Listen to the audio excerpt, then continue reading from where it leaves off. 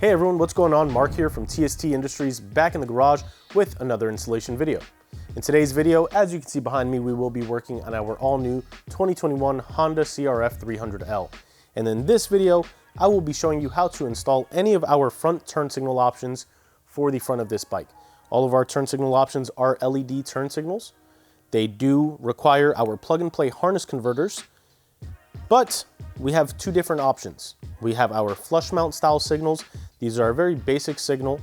These mount right onto the bike. They don't require any additional mounting hardware, but as I mentioned, they will require our plug-and-play harness converters if you wish to have them be plug-and-play. On the other hand, we do have our pod style turn signals, and that includes our echo signals and our BL6 signals. BL6 signals are offered in clear or smoke. The echoes are just offered in their clear version. Now it's important to note that these are pod style turn signals, meaning they stick out a little bit further. Because they are not a flat signal like the flush mount, they also require additional mounting hardware, which we do sell as an option on our website. So be sure to read through the product pages fully understand what you need and what you want. And if you have any questions, reach out to our customer support. We'll be more than happy to help you out. As I mentioned, all of these signals will require our plug-and-play harness converters. And I should also mention that none of these signals by default have a running light option. They will not turn on when you turn the bike on. They will only be activated once you activate your turn signals. However, if you've been following us for a little while now, you will note that we have a solution for that. We do have our running mate. This is a little module we've created in-house that will allow you to introduce a running light circuit to any of our LED front turn signals that don't have a running light circuit. If you decide to go with the running mate, you can ditch the standard harness converter and it will include our 3-to-3 Honda harness converter. This will make the signals be plug and play, and it will introduce the running light function onto your front signals. So without further ado, this is a pretty straightforward installation. Let's go ahead and begin. So to begin this installation process, we will first need to begin by removing the headlight. This is a pretty straightforward process. As you can see, there's a bolt here, there's a lower one down here, and two on the same locations on the opposite side. So we're gonna go ahead and remove those with our 5mm hex key or T handle. And we're gonna go ahead and repeat the process for the other side.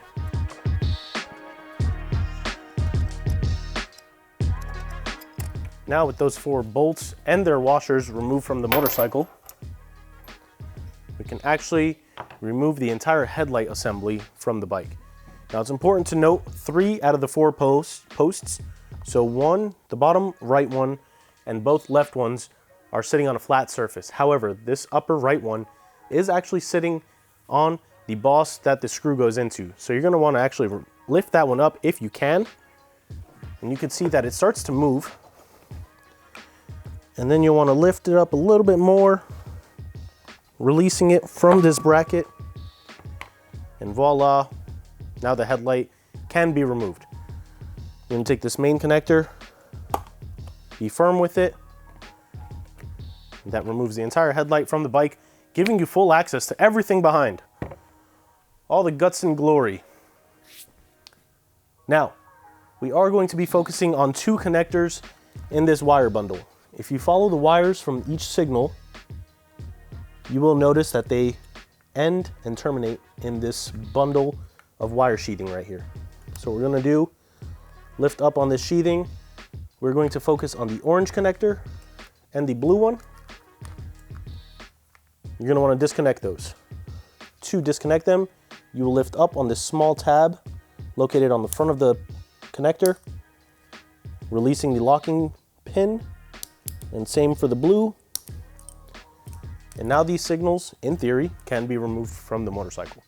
However, there's a step before that. So let's go ahead, come to the other side of the motorcycle. I'm going to show you guys.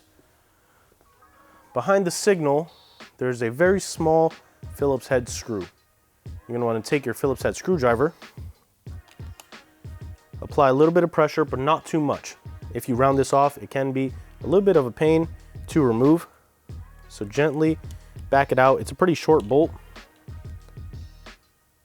And now you can see the signal can just flop around You can repeat that to the other side. We'll hold off for now. And now we can begin the disassembly process of this signal. So let me go ahead and give you another angle. I don't want to block your view over here, but I want to show you what we're going to do. There's a little metal tab sticking up here. You're going to want to apply pressure to that, pushing it forward. That's actually the metal bracket that the screw for the signal was secured into. You can gently tug on the orange connector, follow the wire, route it all the way through all of its containing guides. There's only one zip tie up here that's really locking it in place. And then you can gently begin snaking this wire all the way out. So to show you guys what I'm doing from the inner portion, you can see there is a small dust boot here. You can reuse that dust boot. So we want to be pretty careful but intentional in what we're doing here. And you can see it gets caught up a little bit. Honda did a phenomenal job electric taping this. So you want to be a little careful when pulling on this dust boot, that you're pushing the wires through while pulling the dust boot towards you.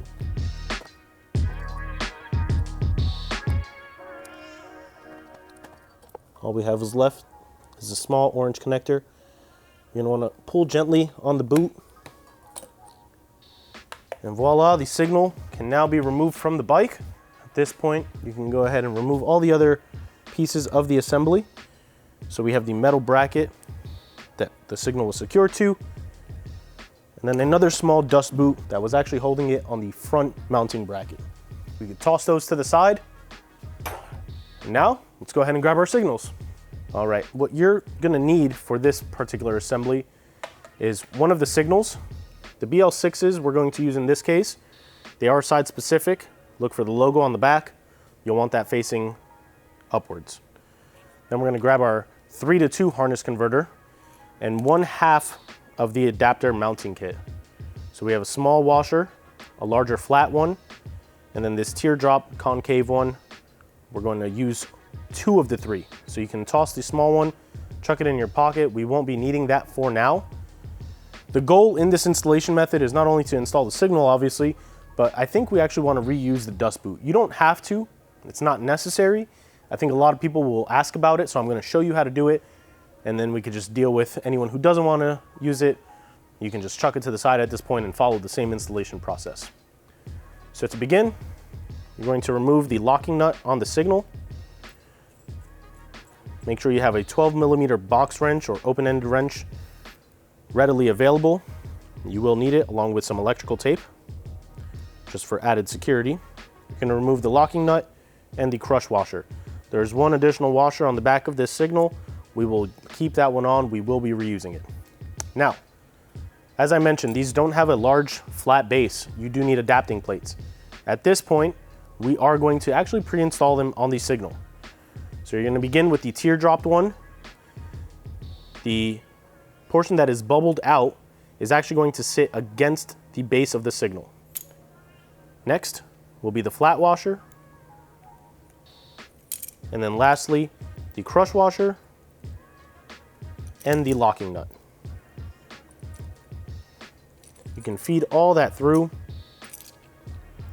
like so. It should be good.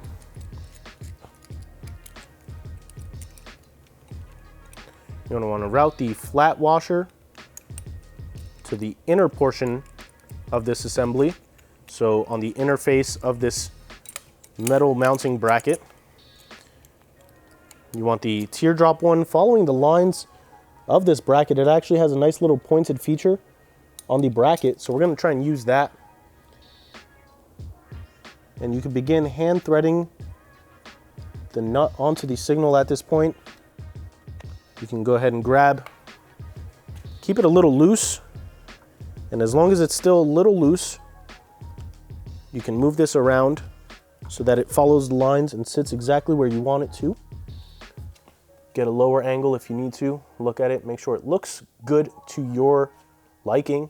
There's no right or wrong way on how this looks. but there is a right or wrong way on how this installs. Once you have it in a good position that you like and a good angle that the signal sits at, you can grab your 12mm box wrench and just give this a little half turn. Just locking it in place, and that should be good to go. Now with the OEM dust boot still there, we can actually route these wires through the dust boot. If you want, you can remove this, give you a little extra space. I'm gonna take the wires and just feed them through. Make sure they sit flush, make sure the dust boot sits flush, and then you can route it through the secondary mounting bracket like so. At this point, tug on the dust boot to get the ridges. You want 2 ridges on the inside, 1 on the outside. That's how it was from the factory at least. So we're gonna mimic that, just like so. Make sure it's not twisted. I like the way that looks, and I'm pretty happy with it. The signal is secured, and this next step is pretty straightforward. We're going to, because we're not using the running mate circuit, we can go ahead and pair it with our 3-to-2 Honda harness converters, yellow to yellow and black to black. As you're inserting it, you will hear an audible click. You will feel it. That means that it is secured. Slide the rubber sleeves over, terminating the connectors so that they don't come in contact with each other or any frame components. And lastly, you'll want to grab some electrical tape, tape them off by themselves and then together as a whole. So with our electrical tape handy, I'm gonna do 1 connector at a time. And as you can see, I grabbed a pretty large piece of electrical tape. That was intentional. Like I said, I'm gonna do 1 connector at a time, isolating it. Once the 1 is isolated, I can actually tape it to the secondary connector so that neither of these rubber boots slide off, potentially causing you to blow a fuse. Over the years, we've gotten a lot of questions, emails. Hey, I installed some signals and now none of my signals work and my dash is out or something else wonky is happening. There's a really good chance that the rubber sleeves were not isolated and not secured, not seated properly. They came in contact when you turned the bike on to test the signal, blew a fuse, and now you have to undo your work to try and trace that back. So make sure you do that ahead of time. It'll save you headaches in the long run. Before we go ahead and move to the other side, let's go ahead and test our work. We're gonna connect this to the orange connector. Left signal to the orange connector, right signal to the blue one. Let's turn the bike on, activate our signal, and voila, that one's good to go. As you can see, the flash rate is extremely fast. That is because we switched to an LED signal. In order to fix that, you will want our LED flasher relay. We will talk about that towards the end of the video. So with this side complete, let's go ahead and move to the right side of the bike with our flush mount and the running mate circuit and show you what that looks like. All right, so now moving to the right side of the bike. Before I begin, now that the headlight's off, you can actually see this is the post that I was referencing when we were removing the headlight. You wanna be careful. You don't wanna get caught up on that when you're removing it or when you're reinstalling it. It could bend, it could break. You don't want that to happen, so just be careful. We are going to repeat these same exact steps that we just showed you on the left side of the bike. And that entails with first removing the backing screw on the signal. Again, just be careful, slowly, carefully. You don't want to strip this in case you ever want to go back to your stock signals, which is considered a crime in this building. All right, with that security screw removed, you can gently start pulling on the signal and you can already see the wire is starting to come forward. But we have the dust boot, so you want to be careful. You want to pull on the dust boot again away from the signal. Now we're at that crucial point. It's just a connector. Want to make sure you're not getting it caught up on anything. Make sure it's not folding in on itself, creating friction, giving you a headache, trying to figure out what's going on here. And as you can see, I'm pulling on this in separate directions. Voila. I just want to illustrate how much longer the signal wiring is from each signal. That's intentional. So it's a lot easier for the right signal, a little bit tougher on the left, doable nonetheless. Now, with that removed, you can again push on the metal bracket, remove that portion of the assembly, and then remove this outside mounting sleeve.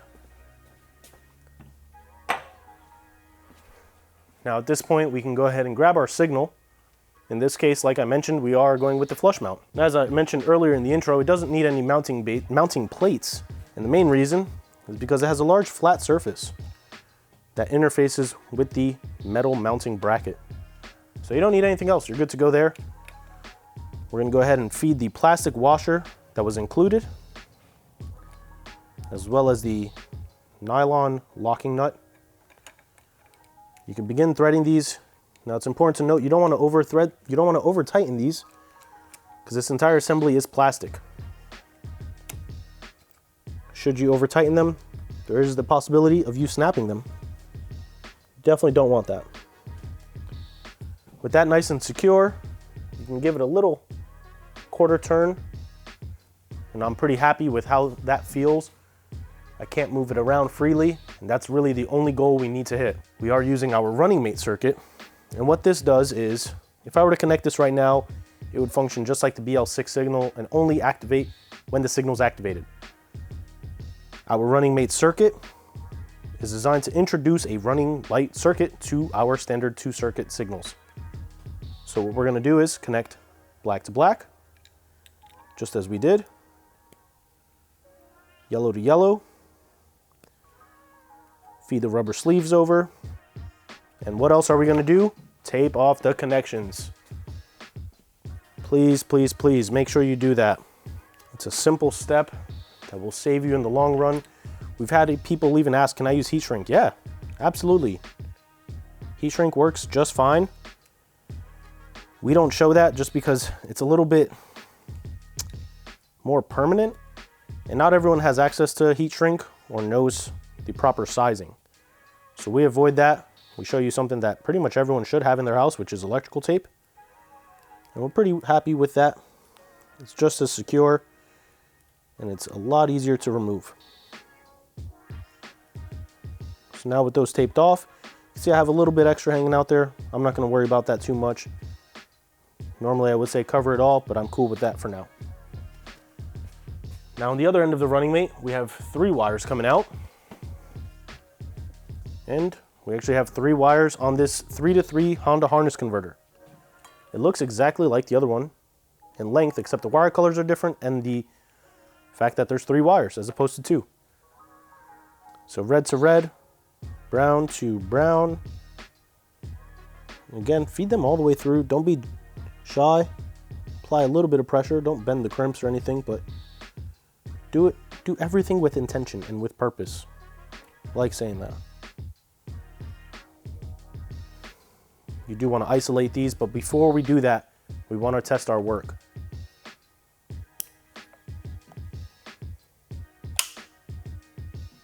And there it is. So now we know the running mate is connected correctly. This signal is currently operating at 80% brightness as a running light. And once we activate the signal, it goes up to 100% brightness. And as you can see, it is flashing very quick. Hitting the hazards. Slows it down a bit because both signals are flashing at once. Again, we'll talk about that at the outro. With that completed, turn the bike off. Go ahead and grab some additional electrical tape. We're going to isolate those 3 connectors and button this up. Now you may have noticed I did not reuse this dust boot. That was intentional. I wanted to show you all that you don't have to use it. It's not a necessity. I like the fact that you can reuse it, but do not feel obligated if you don't want to. There's no harm in not using it. It's just a little added peace of mind for some of you out there.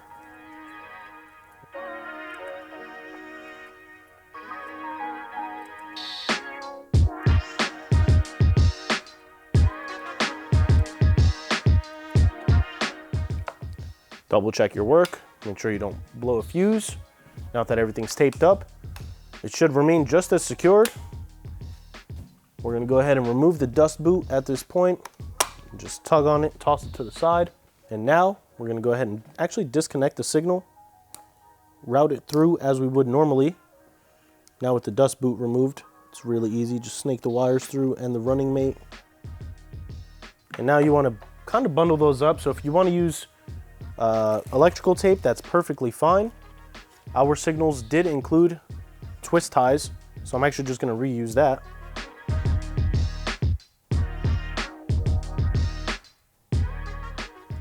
And voila, connect it again.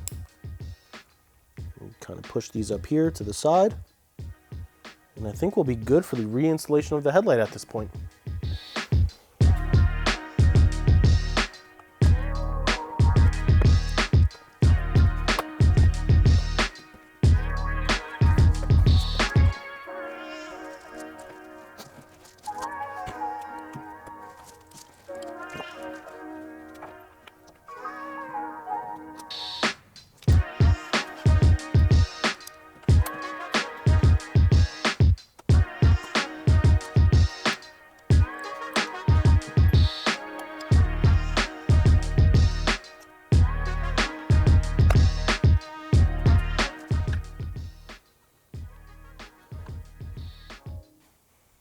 All right, and with these installations complete, the headlight back on the bike, let's just triple check our work at this point.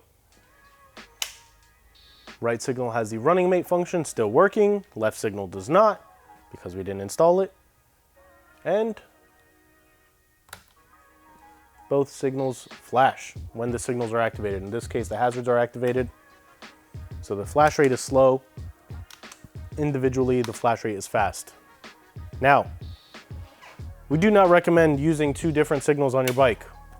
One, this isn't a BMW. It looks very goofy. And two, you're gonna be paying a lot of money. So just don't do this. We did this for video to showcase our options on the front of this bike. Some people will like the slimness and flexibility of the BL6 signals with the brightness. And other people just want something that just works, but is kind of hidden away. Options are endless. We do have everything available on our website, so be sure to check that out on tstindustries.com. Link is in the description. But I first want to address the signal rate. Because we installed LED signals, we need to install an LED flasher relay. You can bypass that and you can install resistors on every single LED signal that you install, but why would you do that? That does require you to splice your wires. We don't think that's the way to go. They do get hot, they take up space. Why not do the smart thing? So we do have an LED flasher relay that is plug and play for this model, and I think it's a no-brainer. It's a plug and play unit that corrects and controls your entire signal rate, meaning you install it once, and you never have to worry about it again. Our relay works with all LED bulbs, all stock bulbs, or a mixture of both. So if you install LED signals up front, but keep the stock ones in the rear, that's fine. If down the road you install stock ones on the rear, you're also fine. You don't need to buy another relay. Only one relay is needed on your entire bike. So be sure to check that out. We do have them available on our website. Again, tstindustries.com.